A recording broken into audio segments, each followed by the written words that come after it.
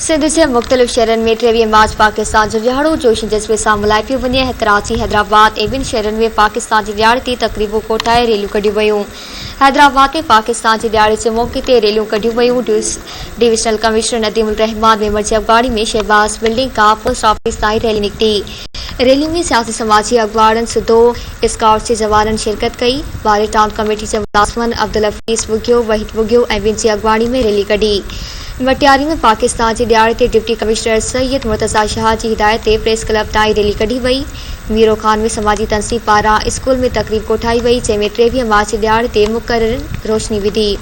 नौशेरो Firoz DC complex में तक़रीब थी, जंहिं में क़ौमी झंडो फड़काए पियो। तक़रीब में DC ताशफिन आलिम ऐं ॿिनि शिरकत कई। सांगड़ में 23 मार्च जे हवाले सां रैलियूं कढियूं वयूं। पाकिस्तान ज़िंदाबाद क़ौमी मूवमेंट, झोल, अहले सुन्नत जमात समेत ॿिनि तंज़ीमनि पारां धारदार रैलियूं कढी वयूं।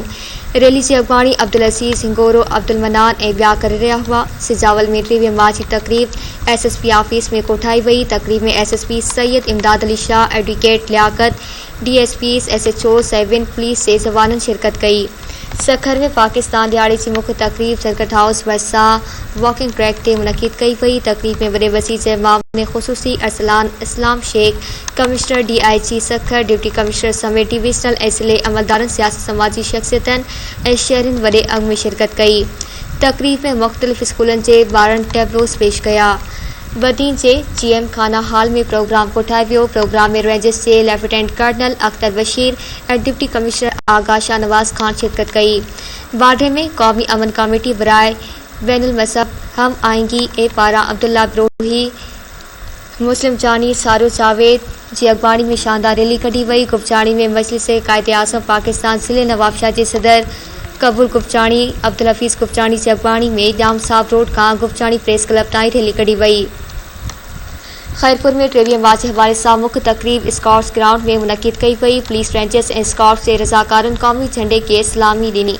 तक़रीब में deputy commissioner Saifullah Abro, SSP Zafar Iqbal Malik ऐं ॿिनि शिरकत कई।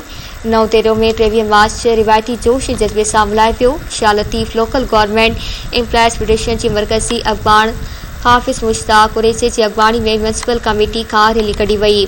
रैली में PPCT नवतेरो जे सदर सैयद अरशद शाह राशदी, जनरल सेक्रेटरी मोहम्मद अनवर विड़ो, ख़ालिद करीम मंगरियो ऐं म्यूनिसिपल मुलाज़िमनि शकील मिराणी ऐं ॿिनि शिरकत कई। जोही में 23 मार्च करारदाद पाकिस्तान जे ॾियारे जे मौक़े ते क़ौमी अमन कमेटी, बैनुल मज़हब हम आहिंगी ऐं पाक सरज़मीन पार्टी रेवेन्यू मुख़्तियारकार चोही पारां धारदार रैलियूं कढी वयूं। रेवेन्यू मुख़्तियारकार चोही अब्दुल मजीद ब्रह्माणी, फ़हीम पीरसादो ऐं ॿिनि मुख़्तियारकार ऑफिस खां प्रेस क्लब ताईं रैली कढी। पखो में दिफ़ा पाकिस्तान तहरीक जे अॻवाननि तरफ़ां हिकु शानदार रैली कढी वई।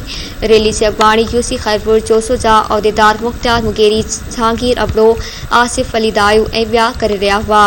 सॼे मुल्क जियां कंबर में बि पाकिस्तान ॾियारे ते असिस्टेंट कमिश्नर जी अॻवानी में रैली कढी वई। कासी अहमद में Pakistan force ex service women society जे सदर जाम अनवर उनर, ज़ुल्फ़कार सैतो, हनीफ़ गुलाम रसूल कोसो जी अॻवानी में रैली निकिती। सिजावल चिड़ेचो में क़ौमी अमन कमेटी पारां 23 मार्च ते मोहम्मद मूसा भट्टी, बख्तियार लाशारी, अल्लाह रखियो जतोई, अहमद अली कोसो ऐं ॿिनि जी अॻवानी में हिकु शानदार रैली कढी वई।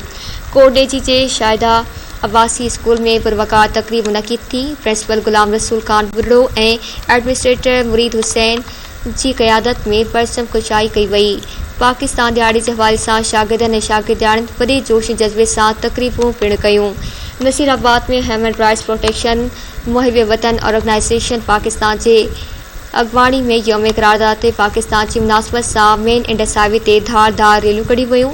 रैली खे सना अबड़ो, साईं गुलाम शबीर सान, अख्तियार अली, असिस्टेंट कमिश्नर नसीराबाद सैयद यार अली शाह, यासीन चांडियो ऐं ॿियनि ख़िताब कयो। ॿिए तरफ़ जाफ़राबाद में 23 मार्च यौम पाकिस्तान जे मौक़े ते डिप्टी कमिश्नर ऑफिस में परचम कुशाई तक़रीब कोठाई वई। डिप्टी कमिश्नर रज़ा ख़ान खजर क़ौमी झंडो फड़काए परचम कुशाई तक़रीब में सिविल सोसाइटी जे नुमाइंदनि, सियासी समाजी अॻवाननि वॾे अघ में शिरकत कई।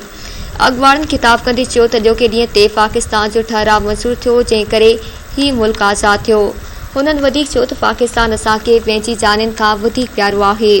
घोटकी में JUI पारां हाफ़िज़ सिराज अहमद चन्ना जी अॻवानी में सवे कारकुननि रैली कढी।